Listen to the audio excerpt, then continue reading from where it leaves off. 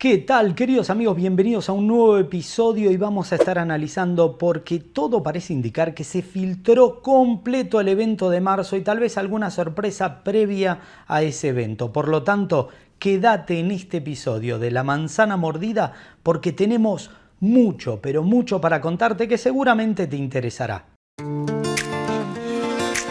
Es posible que algunos productos lleguen por comunicado de prensa antes del evento y otros definitivamente en ese mega evento que se espera en marzo. Por lo tanto, lo primero que sabemos es que ya es oficial, en abril llegaría Apple Intelligence a el mercado europeo, a varias regiones y entre todos los idiomas que incorporan el idioma español. Es posible que eso lo hagan como gran parte del evento, comenzando la actualización de Apple Intelligence de cara a lo que va a ser el evento de desarrolladores en junio, el Worldwide Developers Conference, que mostraría Apple Intelligence 2.0. Pero volviendo a ese evento de marzo, un producto que tienen que actualizar, que se espera que haya novedades, que son los AirTags, en una versión con mayor precisión, con nuevas funciones de seguridad y de privacidad porque se han utilizado, o mejor dicho, mal utilizado por personas sin escrúpulos para seguir a otras o incluso para saber cuándo los dueños de casas abandonaban sus casas para luego entrar a robar. Por lo tanto, se espera que sea más difícil sacar los sistemas de sonido y los sistemas de información incorporando mayor precisión. Seguimos por esta línea con un producto que evidentemente llegará y completa el ciclo de lanzamiento del M4, siempre teniendo en cuenta como parámetro que la Mac Mini M4 fue el producto más disruptivo y revolucionario del 2024. Pero para completar ese ciclo necesitamos los procesadores M4 Ultra que estarían potenciando los increíbles, superpoderosos y actualmente muy obsoletos Mac Studio, que están todavía en M2 y M2 Ultra. Entonces, teniendo esa lógica con M2 Max, M2 Ultra y potencialmente en combinación con el lanzamiento del Mac Studio, una versión avanzada del Mac Pro.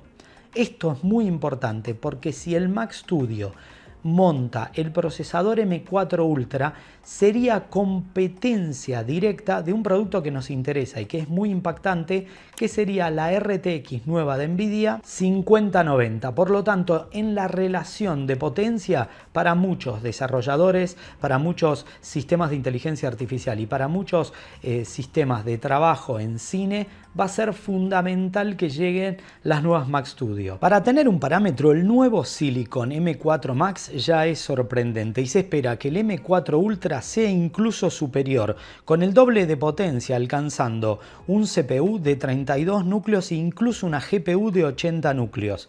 Evidentemente tendrá soporte Thunderbolt 5 con casi 120 GB de transferencia, lo cual representa ya una transferencia muy sólida para grandes archivos. También se espera que este Silicon, por supuesto, incluya Wi-Fi 7, con lo cual, en resumen, y la potencia de la cantidad de procesadores, administración, porque tenemos que tener el parámetro de que tanto el Mac Studio como el Mac Pro vienen de la serie M2, o sea, el salto evolutivo no solamente en densidad nanométrica, sino desde el punto de vista de la potencia liberada y también la administración de memoria, eficiencia, administración de cache, cómo distribuye la paginación en segmentos de memoria, o sea, va a representar un gran salto evolutivo. Pero siguiendo la línea de lanzamientos, una vez que completan eso, es probable que se adelanten los M5. Sin embargo, lo que seguramente va a pasar es nuevas versiones de iPad, comenzando por la generación 11 del iPad, incorporando Wi-Fi 6 y versiones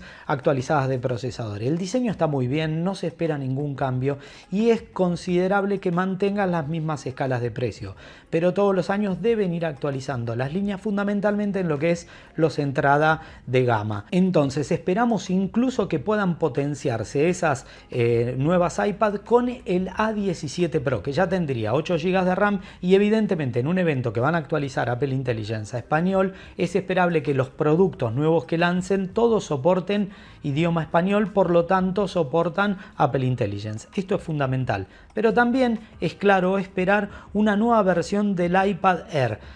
Muchos rumores hablan de una actualización al procesador M3, otros hasta hablan del M4. A mí me parecía demasiado generoso, pero en cualquier caso esos rumores hablan de un potencial lanzamiento actualizado del Magic Keyboard, con lo cual completaría una serie bastante interesante, siempre teniendo en cuenta que en este momento y con las ofertas el iPad Pro de 11 pulgadas con M4 ha bajado mucho el precio. Hay que ver si no hay un conflicto en ese punto, fundamentalmente desde el punto de vista de la inversión y lo que obtenés por paneles, por tasa de transferencia y fundamentalmente por potencia de procesador. Yendo al producto que más nos interesa, el iPhone SE de cuarta generación. Y sobre este mismo producto, justo el jueves, Mark Gurman confirmó que incluso lo podríamos ver esta misma semana.